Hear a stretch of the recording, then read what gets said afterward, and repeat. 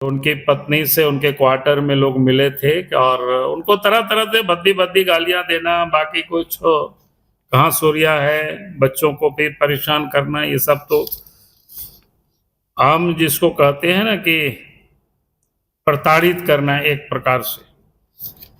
जबकि उन्होंने बताया कि भाई जब लौटेंगे आएंगे तो फिर हम उनको सरेंडर करा देंगे। तो ये सारी चीजें साफ दिखता है। और फिर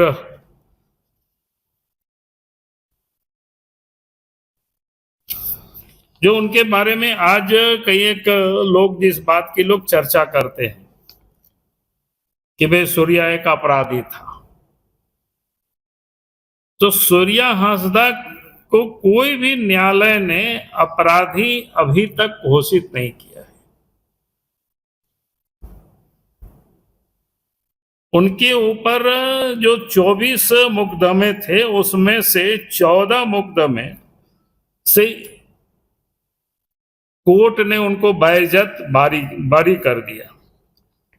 5 पर वो जमानत पर थे और शेष जो 5 मुकदमा है उसका भी प्रक्रियाधीन जिसको कहते हैं कि वो चल रहा था।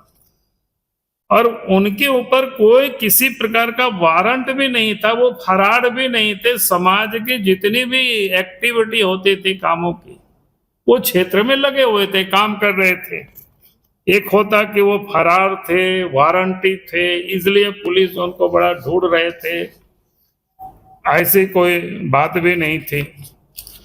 जितना राजनीतिक सामाजिक सारे एक्टिविटी वो दर्ज था।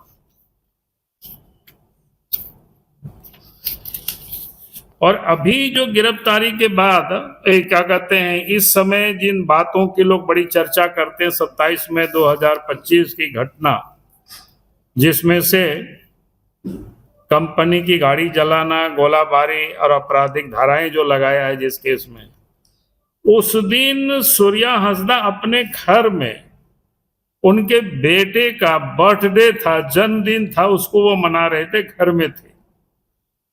जिस कांड में पुलिस जो केस दर्ज किया था उसमें भी गाड़ी जिनका जला है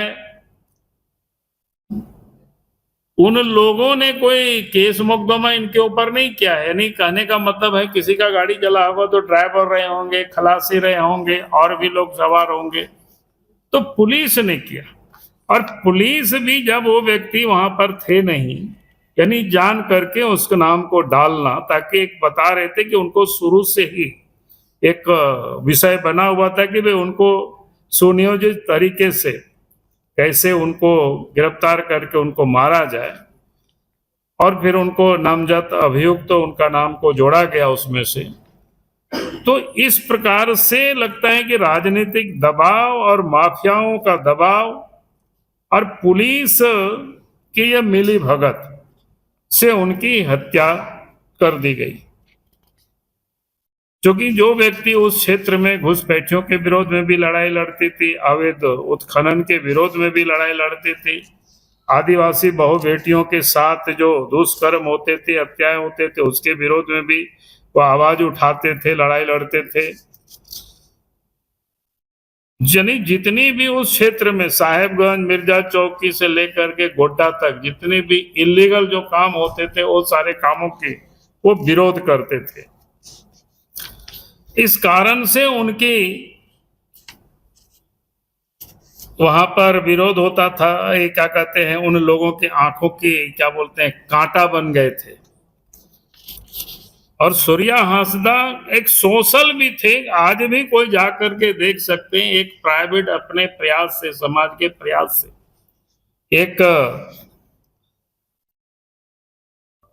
यानी कि एक ट्रस्ट चांद भैरव और राजा राज आवासीय विद्यालय की स्थापना की है, जहाँ पर आज भी अगर आप सब लोग कोई गए होंगे या मीडिया में भी देखे होंगे, हम भी जिस दिन गए थे तो हमने देखा कि वहाँ 300-400 बच्चे बच्चियाँ छोटे छोटे, जिन लोगों को वहाँ फ्री ऑफ कॉस्ट भोजन, रहना, पढ़ना, इसकी व्यवस्था करते थे, वो सारे बच्चे, यानी कहने का अर्थ है कि वो निःशुल्क वहाँ विद्यालय की स्थापना करते, जो लोगों को इतना पढ़ा रहे थे।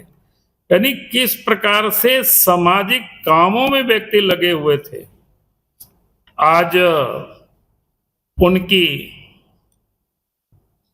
गोड्डा पुलिस ने राजनीतिक दबाव या उन सारे लोगों को मिल करके उनकी हत्या कर दी गई।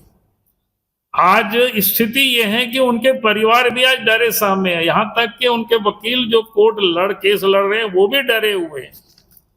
आज जरूरत है कि उन लोगों को भी सुरक्षा उपलब्ध कराने की, और साथ ही हम कहेंगे कि बिना विलंब किए राज्य सरकार को सीबीआई को जांच के लिए रेफर कर देना चाहिए, क्योंकि राज्य के पुलिस कभी भी न्याय नहीं दे सकती है।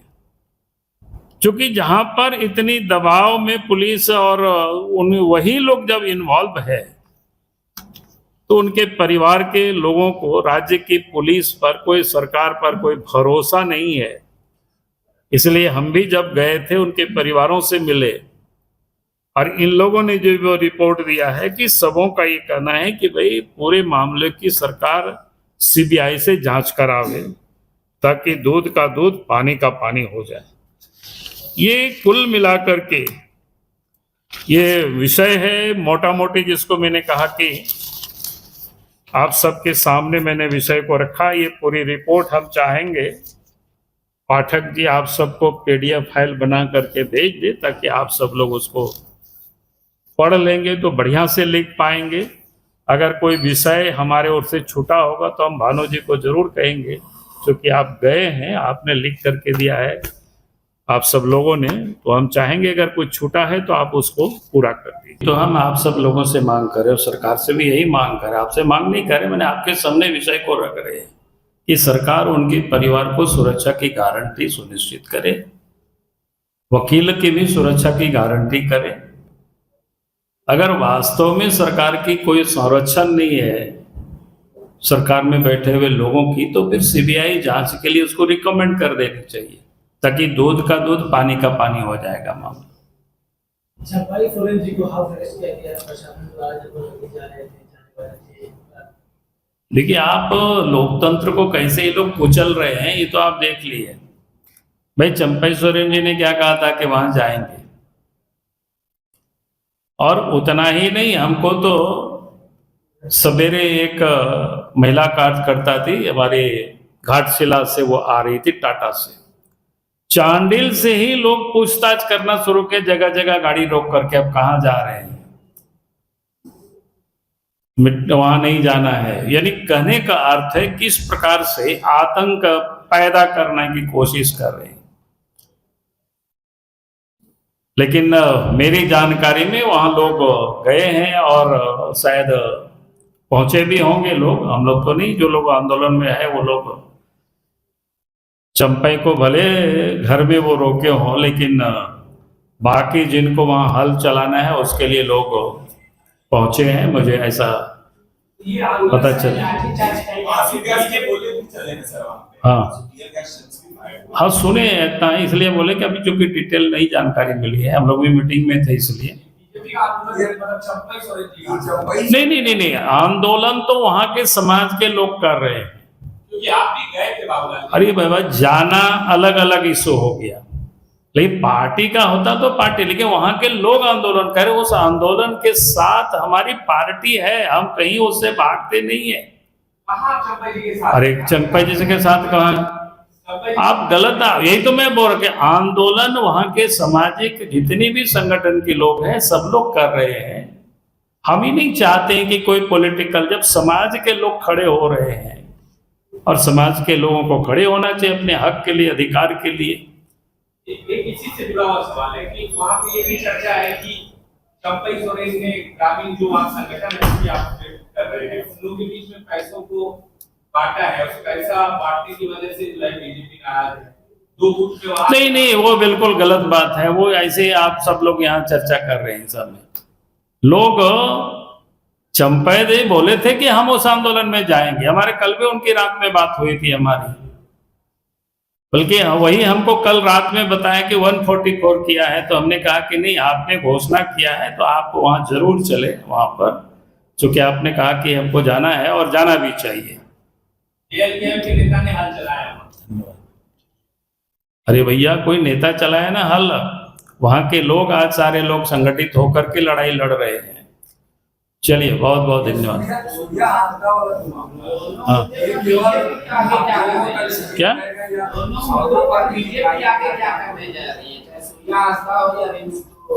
अब आगे क्या करेगी तो आगे बताएंगे।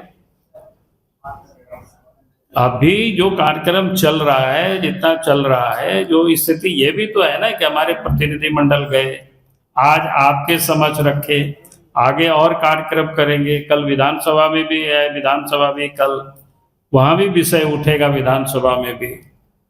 और फिर जो लोकतंत्र में जो भी प्रक्रिया होता है, उस प्रक्रिया के तहत पार्टी भी अपना कार्यक्रम करेगी। चलिए भाई, बहुत बहुत धन्यवाद। को दिया जाएगा। मेरा बहुत विनम्र आग्रह आप सभी प्रदेश के पत्रकारों से है। आप लोग बहुत अच्छे पत्रकार हैं और यहाँ से प्रदेश के आईना के रूप में पूरे प्रदेश को आप लोग दिखाते हैं और पूरा प्रदेश आप लोगों पर विश्वास करता है। सूर्या हांसदा एनकाउंटर जो अभी तक प्रदेश स्तर पर आप लोगों के पक्ष से होना चाहिए था, मैं ब्लेम नहीं कर रहा हूं आप लोगों को, आग्रह कर रहा हूं, उसको अपने स्तर से आप लोगों को जरूर जाकर के देखना चाहिए कि क्या पुलिस ने जो एनकाउंटर किया है वो सही है या फर्जी है।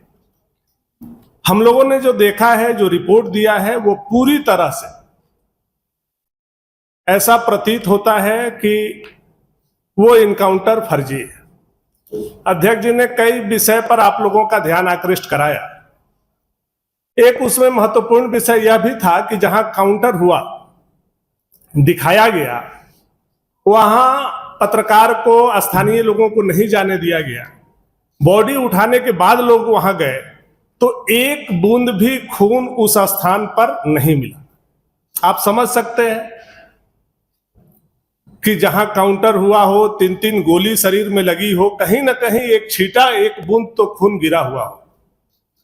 दूसरा विषय, उनका जो जब पोस्टमार्टम करके बॉडी को परिवार को सुपुर्द किया गया तो पूरे बॉडी पर उनका छाला पड़ा हुआ था, पूरे शरीर पर, हाथ, पैर, पेट, पीठ।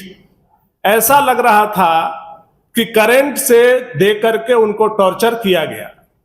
और हम लोगों ने यह भी रिपोर्ट में दिया है कि हम लोगों को यह संदेह है, चूंकि हम लोग यह भी मांग करते हैं कि दोबारा पोस्टमार्टम हो उनका, कि वो टॉर्चर के दरमियान ही मर गए। ऐसा हम लोगों को संदेह है, चूंकि हम लोगों के पास ऐसा कोई यंत्र नहीं है, लेकिन ऐसा संदेह हम लोगों को है और गांव के लोगों का भी, परिवार के लोगों का भी यही कहना है।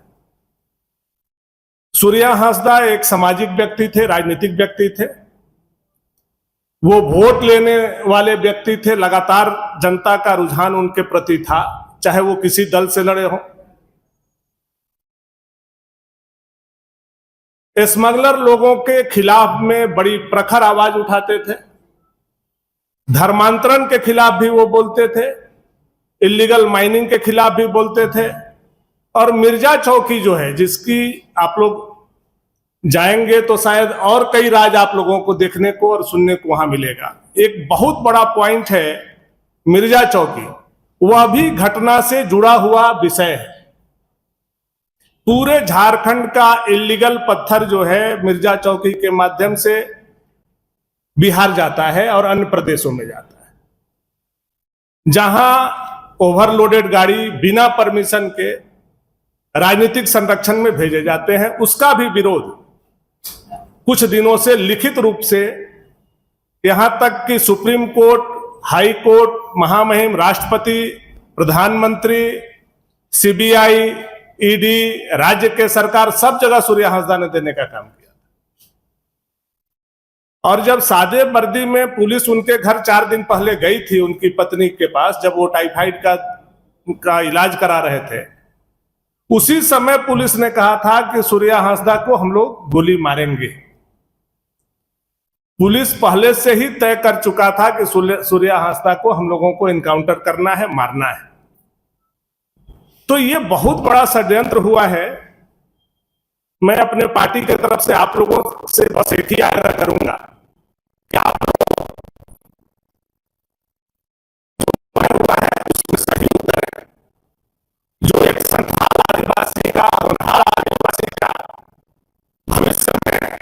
संथाल के एक पत्थर नेता आया हुआ है, उसमें आप लोगों से हम लोग चाहते हैं कि इस विषय को वहां जाए, देखें और हकीकत जो है वही जनता के बीच में रखे। ये नहीं कि हम लोगों ने जो रिपोर्ट दिया है वही हकीकत आज छुपे हुए हैं, तो आप वहां जाएंगे तब आप लोगों को देखने को मिलेगा। 2-3 जिले के बारे में जो व्यक्तिगत जाने का 5-6 घंटा में हम लोगों को अनुभव हुआ, मैंने पाकुड़ और साहेबगंज, अगर जीवन में कभी आप लोगों ने हुकूमत पिक्चर देखा होगा तो आप लोग उस पिक्चर को एक बार देखिएगा। वह स्थिति वहां के एक मुख्यमंत्री के विधायक प्रतिनिधि जो पूर्व में जेल रह चुके हैं, जा चुके हैं, उन्होंने वह स्थिति हुकूमत पिक्चर के विलेन के रूप में वहां स्थापित किया। यह भय का वातावरण है कि न पत्रकार कुछ बोल सकता है, न जनप्रतिनिधि कुछ बोल सकता है, न कोई भी अधिकारी पदाधिकारी कुछ बोल सकता है। मुझे आप लोगों से यह भी उम्मीद है कि ये तीनों जिला को आप लोग स्वतंत्र कराने में विपक्ष को, भाजपा को और झारखंड को आप मदद करेंगे। बहुत बहुत धन्यवाद।